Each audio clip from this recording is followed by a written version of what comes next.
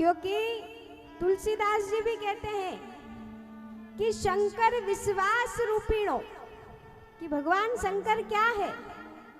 विश्वास का स्वरूप है। क्या है? विश्वास का स्वरूप है।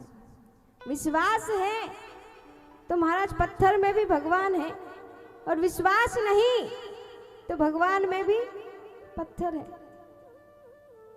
तो विश्वास होगा तो भगवान आपका साथ देंगे। पर इस दुनिया में विश्वास पाना ही कठिन है। विश्वास इतनी जल्दी हमें नहीं मिलता। किसी पर हम विश्वास करें, उस विश्वास पर अटल रहें, ऐसा विश्वास हमारे मन में आता ही नहीं है।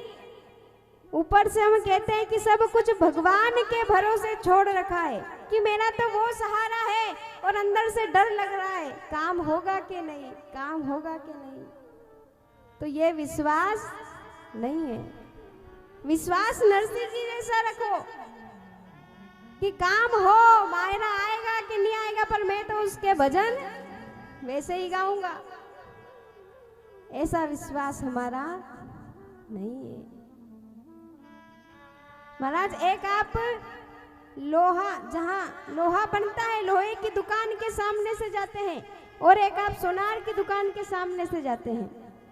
लोहे को भी तपाया जाता है, कूटा जाता है, और सोने को भी तपाया जाता है और कूटा जाता है। सोने को भी उसने तपाया, कूटा, लोहे को भी तपाया। लेकिन जब आप सोनार की दुकान के सामने से जाते हैं तो वहाँ से आवाज नहीं आती। लेकिन जब आप लोहार की दुकान के सामने से जाते हैं तो वहाँ से जोर जोर से आवाज आती है। जबकि तपाया उसे भी गया, कूटा उसे भी गया, तपाया इसे भी गया, कूटा इसे भी गया। दोनों धातु है, बस एक का रंग काला और एक का रंग पीला है। दोनों को कूटा जा रहा है, दोनों को तपाया जा रहा है, लेकिन एक के यहाँ से आवाज आ रही है और एक के यहाँ से आवाज नहीं आ रही है। तो उस सोने ने लोहे से पूछा कि अरे इस कूटा मुझे भी जाता है, कूटा इसे भी जाता है, तपाया मुझे भी जाता है, तपाया इसे भी जाता है, लेकिन जब इस लोहे को कूटा जाता है तो इतना चिल्लाता क्यों है, इतनी आवाज क्यों करता है? उसने पूछा कि भाई लोहा, तो इतनी आवाज क्यों करता है? तो लोहे ने कहा कि बात कुछ नहीं है, बस बात इतनी सी है कि मुझे जिससे कूटा जाता है वो लोहे का हथौड़ा है, और तुझे जिससे कूटा जाता है वो भी लोहे का हथौड़ा है। पर अगर तुझे सोने के हथौड़े से कूटते तो तेरे अंदर से भी आवाज आती, क्योंकि जब अपना अपने को कूटता है तो दर्द होता है, तब दिल से आह निकलती है। जब अपना अपने को मारता है, अपना अपने का विश्वास तोड़ता है, जब अपना कोई अपने किसी के साथ, अपने परिवार के साथ छल करता है, कपट करता है, तब दिल से आवाज आती है, उसका विश्वास टूटता है, डगमगाता है। लोहे ने यही कहा कि अगर तुझे भी तेरा अपना कूटता तो तू भी आवाज करता। और महाराज कोई पराया आकर अपशब्द भी कह दे, कोई पराया आकर गाली भी दे दे तो हम भूल जाएंगे जिंदगी में, लेकिन परिवार वाला कुछ भी कह दे तो जिंदगी भर याद रहता है। उसकी देली चढ़ना पसंद नहीं करते हम। इसलिए कुंवारा रे बारात हो जा 7-8 बजे तक, बारात तो रात में ही भग जाती है। लेकिन भोलेनाथ की बारात 3 दिन तक हिमाचल राजा के यहाँ रुकी थी। और महाराज बारात भी तो क्या ही बारात थी, वो भूतों और प्रेतों वाली बारात। और जब उनको भोजन कराने की बारी आई तो गांव वाले डरकर भाग गए, बोले इनको कैसे भोजन कराएं?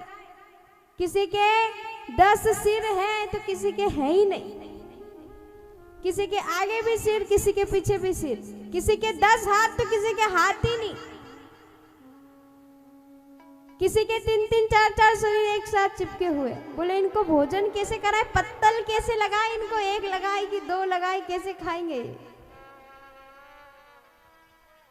बोले परेशान हो गए गांव वाले, बोले ये कैसे लोग हैं, कैसी बारात आई है हिमवान के यहाँ पर। और सब हिमाचल राजा के पास गए, बोले इनको कैसे भोजन कराएं, आप ही बताओ। बोले 2-2 3-3 मुंह वाले और किसी के तो गर्दन है ही नहीं महाराज, रखे तो खाएगा कैसे। तो हिमाचल राजा ने कहा कि रिश्ता लेकर नारद जी आए थे, उनको बुलाओ, वो बताएंगे कि भोजन कैसे कराना है। अब नारद जी आए, नारद जी से बोला तो नारद जी ने कहा कि इनको कोई पत्तल वत्तल मत लगाओ, बड़े बड़े जो भी पात्र भरे हुए ऐसे कैसे इनके सामने रख दो, ये इनके हिसाब से खा लेंगे।